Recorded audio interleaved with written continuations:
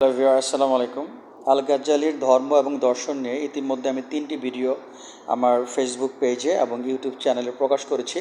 আল গাজ্জালির দর্শন 1, দর্শন 2 এবং দর্শন 3। আজকে আমরা আল গাজ্জালির দর্শন 4 নিয়ে সংক্ষেপে আলোচনা করব। চলুন মূল আলোচনা আসি। আল গাজ্জালি নিত্য অনিত্য গুণের পার্থক্য এবং এর সাথে কবর আযাবের সম্পর্ক স্থাপন করেছে। নিত্য অনিত্য গুণ দেখেন, পৃথিবীতে আমরা জন্মগ্রহণ করার পর কিছু কিছু স্বভাব নিয়ে আমরা পৃথিবীতে আসি, যেমন তৃষ্ণা, ক্ষুধা, ঘুম, কামবাসনা। এগুলো কিন্তু আমাদেরকে আল্লাপাক এই পৃথিবীতে পাঠানোর সাথে সাথে এগুলো দিয়ে দেন, বিশেষ করে যখন আমরা জন্মগ্রহণ করি। আর কামবাসনাটা আমরা যখন যৌবন লাভ করি তখন এটা আসে। তো আমরা এগুলো কিন্তু অর্জন করার জন্য আমাদের মেহনত করতে হয় না, এগুলো প্রাকৃতিকভাবেই আমাদেরকে দিয়ে দেওয়া হয়। তো এগুলো কিন্তু আমরা এমনিতে পেয়ে থাকি। তো মৃত্যুর পরে কিন্তু এগুলো, মৃত্যুর সাথে সাথে কিন্তু এগুলো আমাদের কাছ থেকে টোটালি চলে যায় এবং এর সাথে আমাদের কোনো সম্পর্ক থাকে না। কিন্তু কিছু কিছু স্বভাব আছে যেগুলো আমাদের মৃত্যুর পরেও থাকবে। যেমন আমরা কিন্তু অনেক সময় কিছু পরিবার বা সমাজ থেকে আমরা খারাপ অভ্যাস অর্জন করে থাকি। যেমন ধরেন লোভ, হিংসা, অহংকার, টাকার লোভ, তারপরে সম্পদের ভালোবাসা, বিলাসিতা, পরকালকে তাচ্ছিল্য করা, দুনিয়াকে ভালোবাসা।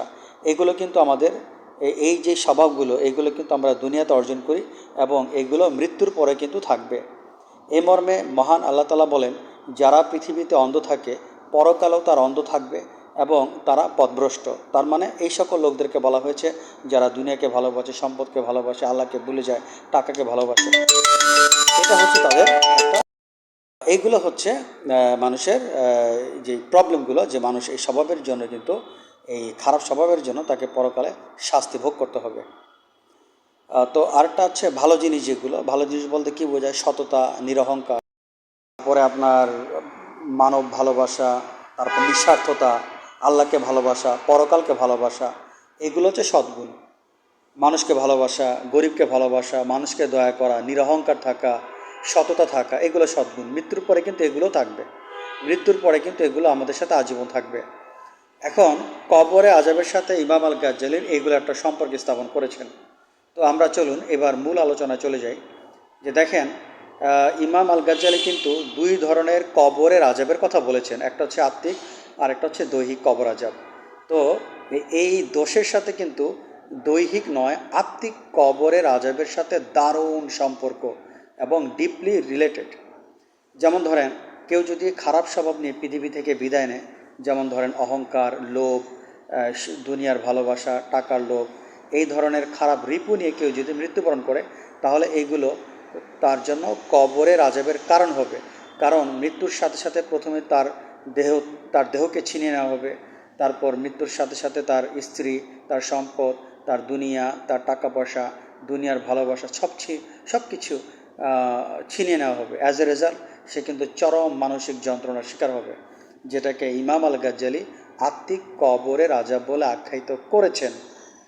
এটার যন্ত্রণা কিন্তু বিশাল। এই নিয়ে কিন্তু আমি একটা আলাদা ভিডিও করেছি, সেটা হচ্ছে দোজকের দার্শনিক ব্যাখ্যা। আপনারা কাইন্ডলি ওই ভিডিওটা দেখে নেবেন।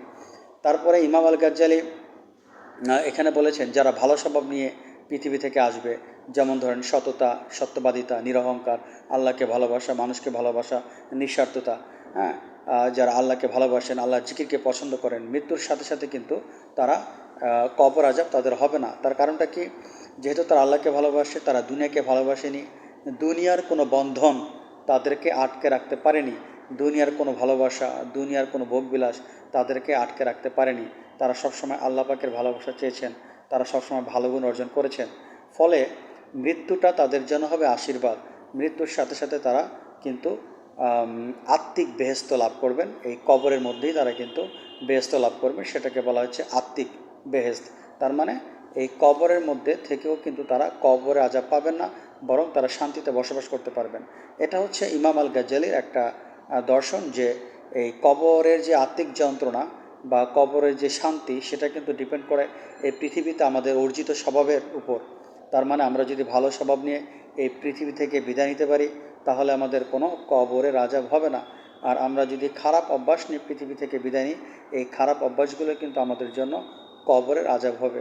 যেমন কেউ যদি পথভ্রষ্ট হয়, কেউ যদি টাকাকে ভালোবাসে, সম্পদকে ভালোবাসে, তারপর কেউ যদি মান সম্মানকে ভালোবাসে, তাহলে কিন্তু সে পথভ্রষ্ট। আপনারা হয়তো জানেন যে মহান আল্লাহ তাআলা বলেছেন যে এই সকল লোকেদের সম্পর্কে মহান আল্লাহ তাআলা বলেছেন যে তারা পথভ্রষ্ট, তারা অন্ধ এবং তারা পরকালে অন্ধ থাকবে এবং তারা পথভ্রষ্ট।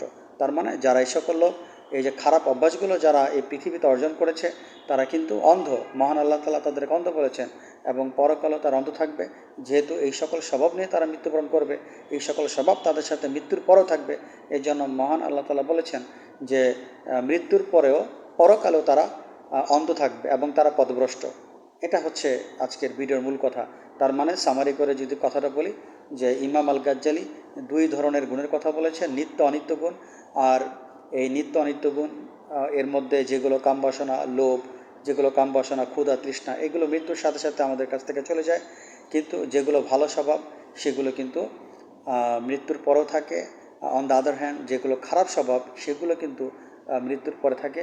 ভালো স্বভাবগুলো আমাদের কবরে আযাবের কারণ হবে না, বরং আমরা কবরে শান্তিতে থাকতে পারবো। আর খারাপ স্বভাব যেগুলো সেগুলো কিন্তু আমাদের কবরের আযাবের অন্যতম কারণ হবে।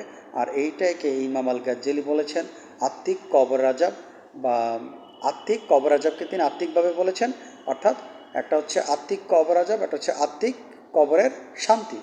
দুইটাকে তিনি ডিফাইন করেছেন। এই হচ্ছে ইমাম আল গাজ্জালি নিত্য অনিত্য গুণের সংজ্ঞা এবং এর সাথে কবরের আযাবের সম্পর্ক। তা ছোট করে ভিডিওটি করলাম, আশা করি আপনারা বুঝতে পেরেছেন। তো ইনশাল্লাহ আমি পরবর্তী ভিডিওতে ইমাম আল গাজ্জালির ধর্ম ও দর্শন নিয়ে 5 নম্বর ভিডিও প্রকাশ করব। আজ এ পর্যন্ত, সবাই ভালো থাকেন, আল্লাহ হাফেজ।